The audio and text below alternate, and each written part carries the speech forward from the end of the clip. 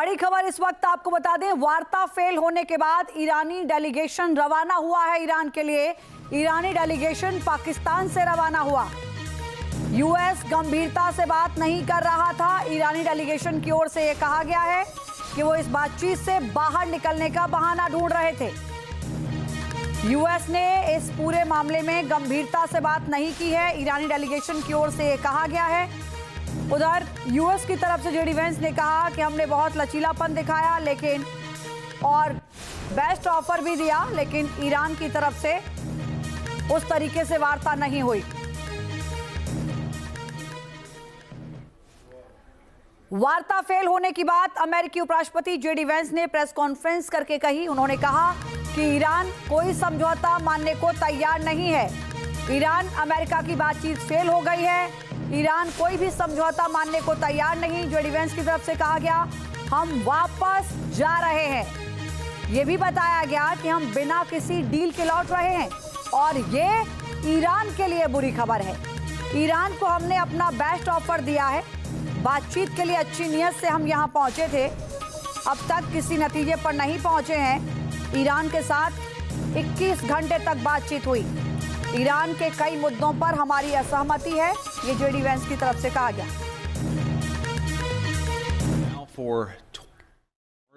And we've had a number of substantive discussions with the Iranians. That's the good news.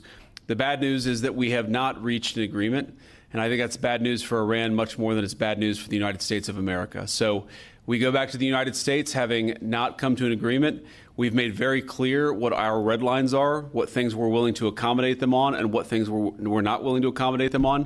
And we talked about all those issues, Jen, and we talked about a number of issues beyond that. And so certainly those things came up. But again, we just could not get to a situation where the Iranians were willing to accept our terms. I think that we were quite flexible. We were quite accommodating. The president told us you need to come here in good faith and make your best effort to get a deal.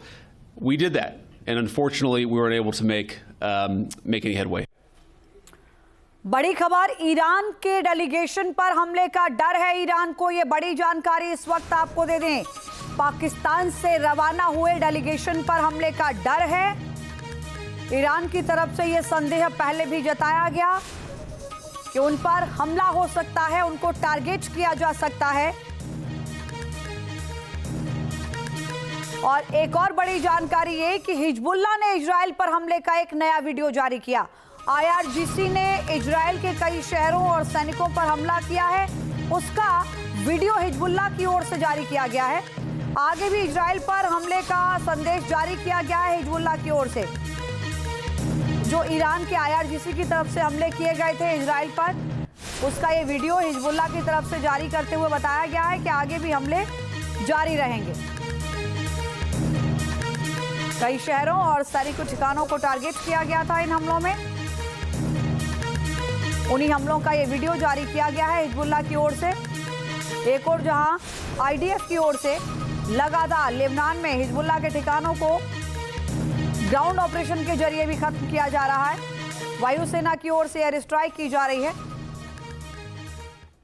Middle east में शांति की हर कोशिश नाकाम साबित हो रही है। एक और बातचीत फेल हो गई, दूसरी ओर बारूद की बारिश थमने का नाम नहीं ले रही। लेबनान में हिजबुल्लाह और इजराइल के बीच आर पार की जंग जारी है। इजराइल के मुताबिक उसकी सेना ने दक्षिणी लेबनान में हिजबुल्लाह के 100 ठिकानों को नेस्तनाबूद कर दिया है।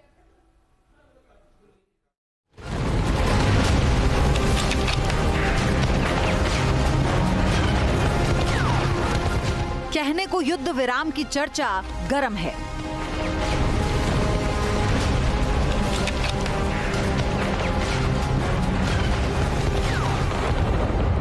लेकिन जंग की आग अभी धधक रही है। लेबनान की सरजमी से इजराइल पर रॉकेटों का गिरना बंद नहीं हुआ है।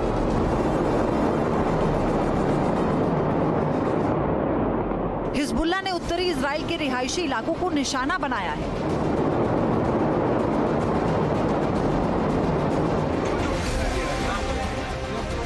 किरियात में गिरे एक रॉकेट ने बहुमंजिला इमारत को अपनी चपेट में ले लिया, जिससे पूरे इलाके में अफरा तफरी मच गई।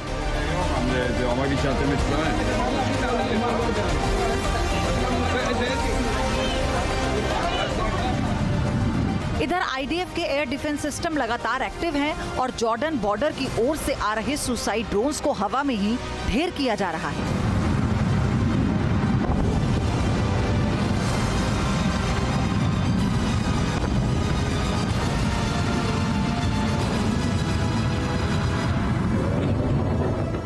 लेबनान में इजरायली हमलों में लेबनानी सुरक्षा बलों के 13 जवानों की मौत हो गई।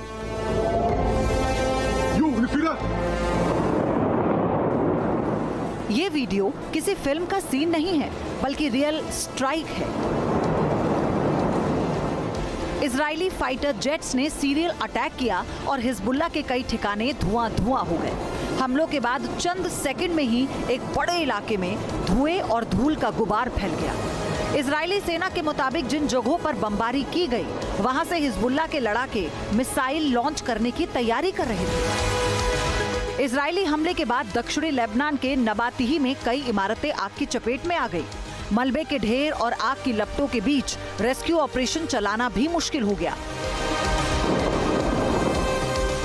नबातिही के जैसे हालात दक्षिणी लेबनान के अल सिकसाकी शहर में भी देखने को मिले।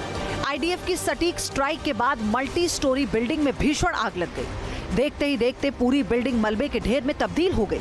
आग की लपटें इतनी भीषण थीं कि फायर ब्रिगेड की टीम भी बेबस नजर आई।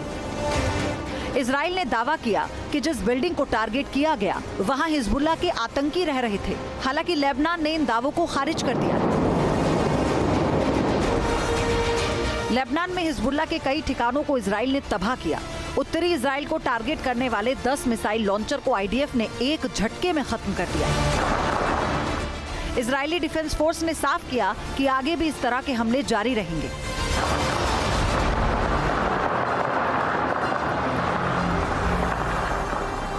लेबनान में हिजबुल्लाह के ठिकाने इजराइल की हिट लिस्ट में हैं। बैरूत समेत उसके आसपास के एरिया में लगातार बम गिराए जा रहे हैं। इजरायली अटैक की वजह से हालात काफी बिगड़े हुए हैं। यही कारण है कि दहशत के साए में लोग अपने घरों को छोड़कर जाने को मजबूर हैं। इजराइल ने दक्षिणी लेबनान के ओजई शहर को खाली करने का आदेश दिया है, जिसके बाद बड़ी तादाद में बॉर्डर पर गाड़ियों का हुजूम देखा गया। दक्षिणी लेबनान के एता अल शाब में इजराइल के हमलों के बाद भीषण तबाही हुई। इस इलाके को हिजबुल्लाह का गढ़ कहा जाता है, मगर अब यहाँ खंडर के अलावा कुछ नजर नहीं आ रहा। आईडीएफ ने तमाम ठिकानों को बमबारी से बर्बाद कर दिया।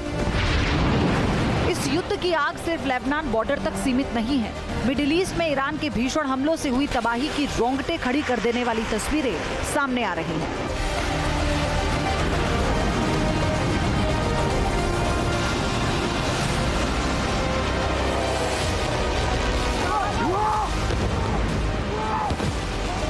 कतर के अल उदैद हवाई अड्डे और रास लफान गैस प्लांट पर ईरान ने बारूद बरसाया। ईरान ने कतर में पावर प्लांट को कई बार निशाना बनाया है, जिससे एनर्जी सप्लाई और सैन्य रसद आपूर्ति की व्यवस्था को चोट पहुंची है। वीडियो में गैस प्लांट पर मची तबाही साफ देखी जा सकती है। ईरान का कतर के रणनीतिक ठिकानों पर हमला करना इस बात का संकेत है कि वो अब सीधे तौर पर अमेरिका के प्रभाव वाले क्षेत्रों को चुनौती दे रहा है, जो युद्ध विराम की बात को कमजोर करने का तरीका भी हो सकता है। शांति वार्ता से ऐन पहले ईरान की आईआरजीसी ने एक नया वीडियो जारी कर मनोवैज्ञानिक दबाव बढ़ा दिया है। इस वीडियो में मिसाइलों और ड्रोन्स के विशाल जखीरे को दिखाया गया। ईरान ने दो टूक शब्दों में कहा कि दुश्मन अब हमले के सायरन बजने का इंतजार करे, यानी कूटनीति के पीछे ईरान एक बड़े हमले की बिसात बिछा रहा है।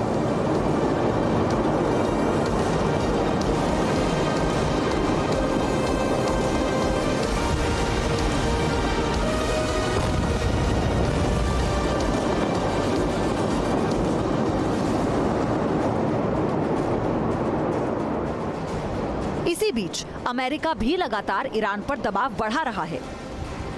USS George एच.डब्ल्यू. बुश विमान वाहक युद्धपोत को मिडिल ईस्ट की ओर रवाना कर दिया गया। यूएसएस बॉक्सर LHD-4 पहले से ही अमेरिकी नौसेना का घातक जहाज मोर्चे पर तैनात है। इस महायुद्ध में अमेरिका के 2000 घातक सैनिकों के एक दस्ते की तैनाती जल्द की जा सकती है।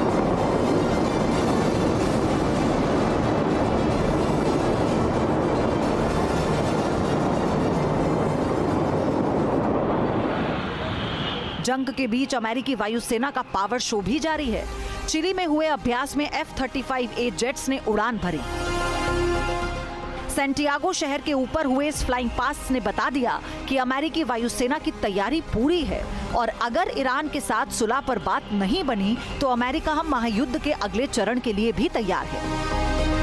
लेबनान से लेकर कतर तक फैली ये जंग अब एक निर्णायक मोड़ पर है। आने वाले 24 घंटे तय करेंगे कि मिडिल ईस्ट में सीज फायर होगा या फिर एक भीषण महायुद्ध। Team news nation. अब से डीडी फ्री डिश की चैनल नंबर 57 पर देखिए न्यूज़ नेशन।